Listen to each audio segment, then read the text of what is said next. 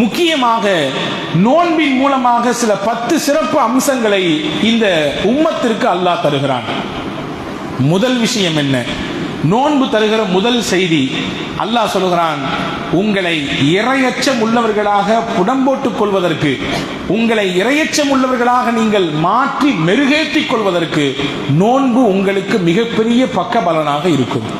அல்லாஹ் சொன்னான், குத்திப அலைக்குமுஸ் ஸியாம் கமா குத்திப அலல் லதீன மின் கபிலிக்கும் லஅல்லக்கும் தத்தகூன். முன்பு உண்டான சமுதாயத்தினர்களுக்கு எப்படி நோன்பு கடமையோ அப்படித்தான் உங்களின் மீதும் அது கடமையாக்கப்பட்டிருக்கிறது. காரணத்தை சொன்னான், லஅல்லக்கும் தத்தகூன், நீங்கள் இறை பக்தி மிக்கவர்களாக ஆக வேண்டும் என்பதுதான் அதன் நோக்கம். நோன்பில் தவறுகள் செய்வதற்கு மனம் பெரும்பாலும் வருவதில்லை. தவறான சிந்தனைகள் கூட உண்மையான நோன்பாளிகளுக்கு வருவதில்லை. பாவத்தின் பக்கம் கவனம் ஈர்ப்பு பெரும்பாலும் உண்மையாக உள்ளபடியே நோன்பு வைக்கக்கூடிய நோன்பாளிகளுக்கு வருவதில்லை. காரணம் என்ன? நோன்பு அச்சத்தை தருகிறது. நோன்பு நம்மை இறைவனின் உண்மையான விசுவாசியாக மாற்றி கொண்டிருக்கிறது. இதுதான் அல்லாஹ் நோன்பிலிருந்து நம்மிடத்திலிருந்து எதிர்பார்க்கக்கூடிய பிரதான விஷயம். 1. 2, நோன்பு என்ன தரும்? அஸ்ஸௌமு ஜுன்னத்துன் யுஸ்தஜன்னு பிஹல் அப்து மினன் நாரி. நோன்பு என்பது, நான் நோர்க்கும் நோன்பு என்பது நம்மை நரகத்திலிருந்து காப்பாற்றக்கூடிய கேடயமாக மாறும். பெருமானா சொன்னார்கள், மன் சாம யௌமன் ஃபீ சபீலில்லாஹ் பாஅதல்லாஹு அன்ஹு பாஅதல்லாஹு வஜ்ஹஹு அனின் நாரி 70 ஹரீஃபா.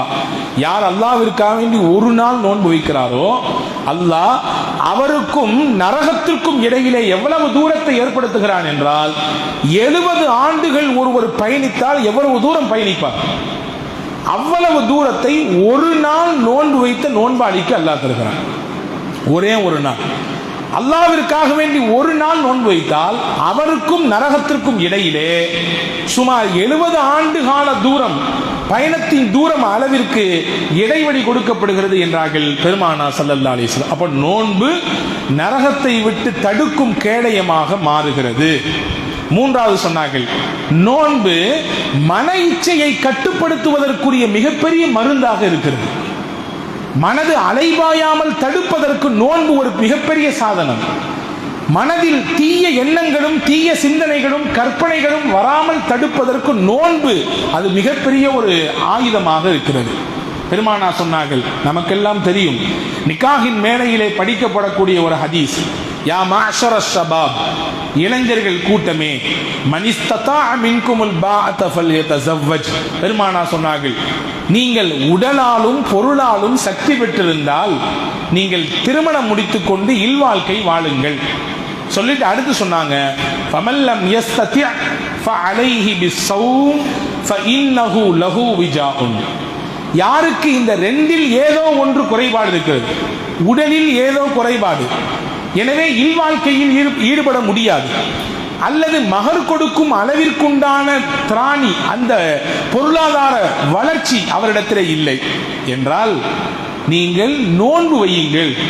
நோன்பு என்பது மனிதனின் காமத்தை அடக்கும், மனிதனின் உணர்ச்சியை கட்டுப்படுத்தும், மனித மனங்களில் எழக்கூடிய தீய சிந்தனைக்கு அது தடுப்பணையை ஏற்படுத்தும் என்று பெருமானா ஸல்லல்லாஹு அலைஹி வஸல்லம் சொன்னார்கள். எனவே உணர்ச்சியை கட்டுப்படுத்துகிற தீய எண்ணங்களை நம் உள்ளங்களிலிருந்து விரட்டி அடிப்பதற்கு நோன்பு மிகப்பெரிய பயிற்சியை நமக்கு கொடுக்கிறது.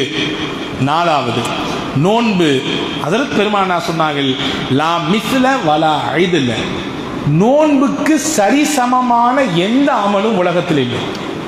லா மிஸ்லஹு வலா ஐதல, ரசூலுல்லாஹ் சொன்னார்கள், நோன்புக்கு ஈடாக, நோன்புக்கு நிகராக எந்த அமலும் உலகத்தில் இல்லை.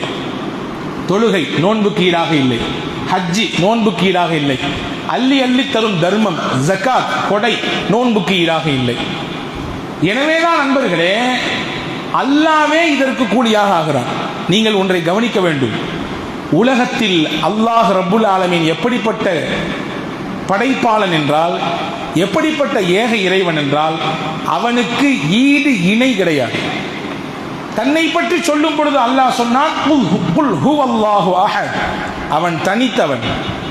அல்லாஹு ஸமத், அவன் தேவையற்றவன். லம் யலித் அவன் எந்த பிள்ளையையும் பெறவில்லை, வலம் யூலத் அவன் வேறு எந்த பெற்றோருக்கும் பிள்ளையும் இல்லை. அஞ்சாவது பாயிண்டா வைக்கிறான் அல்லாஹ், வலம் யகுல் லஹு குஃபுவன் அஹத் அவனுக்கு ஈடு இணை நிகர் யாருமே கிடையாது. ஈடு இணையற்ற இறைவன் தான் வல்ல ரஹ்மான் அல்லாஹ். அந்த ஈடு இணையற்றவன் ஈடு இணையற்ற நோன்புக்கு நானே கூலி என்கிறான். ஏன் சொல்லுகிறான்? தொழுகையை பற்றி சொல்லுகிறவன் சொல்லவில்லை. குறிப்பிட்ட அமல் தொழுகை செய்தால் நீங்கள் இவ்வளவு நன்மை பெறுவீர்கள். ஜகாத்தை பற்றி சொல்லுகிற பொழுது சொல்லவில்லை. ஹஜ்ஜை பற்றி சொல்லுகிற பொழுது இப்படி சொல்லவில்லை. பின்பு ஏன் நோன்புக்கு மட்டும் நான் தான் கூலி, நானே கூலி என்று ஏன் சொல்கிறான்? நோன்பு என்பது இபாதத்துகளிலே ஈடு இணையற்றது.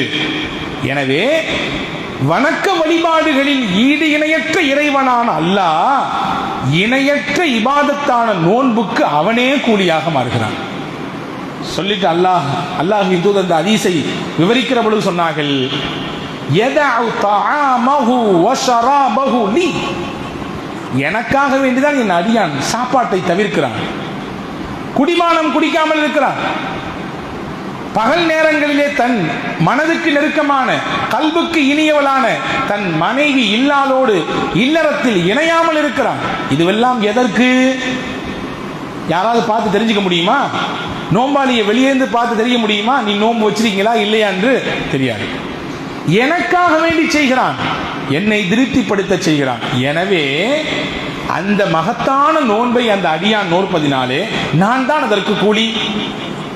எனவே ஈடு இணையற்ற அமல் நோன்பு. அஞ்சாவதா சொன்னாங்க, நோன்பாளிக்கு மட்டும் ஸ்பெஷலா என்ட்ரன்ஸ் சொர்க்கத்திலே, அவருக்கு மட்டும் நுழைவு வாயில் என்று தனியாக அல்லாஹ் வைத்திருக்கிறான். அந்த நுழைவு வாயிலுக்கு பெயர் தான் ரையான். நபிகள் சொன்னார்கள், அந்த நாளில் அந்த மனிதர்கள் சூழ்ந்திருக்கக்கூடிய அந்த மறுமை நாளில் அல்லாஹ் கேட்பான், ஐன சாயிமூன், உலகத்தின் நோன்பு நோட்டு நோன்பாளிகளே எங்கே நீங்கள் எல்லாம்? எல்லாரும் எஞ்சிப்பாங்க. எந்திரிச்சவுடன் அவர்கள் எல்லோரும் அந்த ரையான் வாசலின் வழியாக சொர்க்கத்துக்குள்ளே நுழைவார்கள். சொல்லிட்டு சொன்னாங்க ஸல்லல்லாஹு அலைஹி வஸல்லம், வைதா தஹலு உகுலிக, அவர்கள் எல்லாரும் மொத்தமா போனதுக்கு பின்னாடி அந்த கேட்டை அல்லாஹ் பந்த் பண்ணிடுவான், க்ளோஸ் பண்ணிடுவான். ஃபலம் யுதுகல் மின்ஹு அஹதுன், நோன்பாளிகளை தவிர்த்து வேறு யாரும் அதற்குள்ளே போக முடியாது. நோன்பு நோட்டவர்கள் மட்டுமே நுழைவதற்குரிய வாயில் அது, அவர்கள் மட்டுமே போகக்கூடிய வழி அது. அவர்களை சிறப்புப்படுத்தி அவர்களின் மகத்தான அந்த இபாதத்தை மேன்மைப்படுத்தி மற்ற மக்களுக்கு அவர்களின் அந்தஸ்தை உயர்த்தி காண்பிப்பதற்காக வேண்டி அல்லாஹ் செய்த ஏற்பாடு நோன்பாளிகளுக்கென்று தனி வாயிலை அல்லாஹ் வைத்தான். இது நோன்பின் மூலமாக நாம் பெறக்கூடிய 5வது பலன். 6வது பலன் என்ன? நாம் நோக்கும் நோன்பு நம் பாவங்களை எல்லாம் பரிகாரமாக ஆக்கக்கூடிய ஒரு அமலாக இருக்கிறது. ரசூலுல்லாஹ் சொன்னார்கள், மன் சாம ரமலான ஈமானம் வஹ்திசாபா உஃபிர லஹு மா தகத்தம மின் தம்பி, யார் நன்மையை ஆதரவு வைத்தும் இறை நம்பிக்கையோடும் நோன்பு நோக்கிறாரோ அவர் செய்த முந்திய நாள் பாவங்கள், முன்னாள் காலங்களில் செய்த பாவங்களுக்கு அந்த நோன்பே பரிகாரமாகும். அந்த நோன்பின் மூலம் அவர் செய்த முன்னால் செய்த பாவங்களை எல்லாம் அல்லாஹ் மன்னித்து விடுகிறான். இப்ப பாவ மன்னிப்புக்கு பாவத்தின் பரிகாரமாக அந்த பாவம் நம் உடலிலிருந்து கரைவதற்கு அல்லாஹ் இந்த நோன்பை காரணமாக்குகிறான். இது 6வது பலன். 7வது பலன், நோன்பு யுஷஃபஉ லிஸ்ஸாயிமி, நோன்பாளிக்கு நோன்பு அல்லாஹ்விடத்திலே பரிந்துரை செய்யும் என்றார்கள் பெருமானார். நாம் நோக்கும் நோன்பு இருக்கிறதே அது இங்கோடு மட்டுமல்ல, நாளை மறுமையிலே அல்லாஹ்விடத்திலே வந்து நமக்கான சிபாரிசு செய்யும், அல்லாஹ்விடத்திலே வாதாடும். அல் குர்ஆன் வஸ்ஸௌம் யுஷஃபிஆனி லில் அப்தி யௌமல் கியாமா, பெருமானார் சொன்னார்கள், மறுமை நாளிலே 2 விஷயம் அல்லாஹ்விடத்திலே மனிதனுக்காக வேண்டி வாதிடும். ஒன்று அவர் ஓதிய குர்ஆன், இன்னொன்று அவர் நோத்த நோன்புன்னு நாங்கள் சொன்னாங்க. அவர் நோற்ற நோன்பும் அவர் ஓதிய குர்ஆனும் அல்லாஹ்விடத்திலே மன்றாடும். எப்படி தெரியுமா?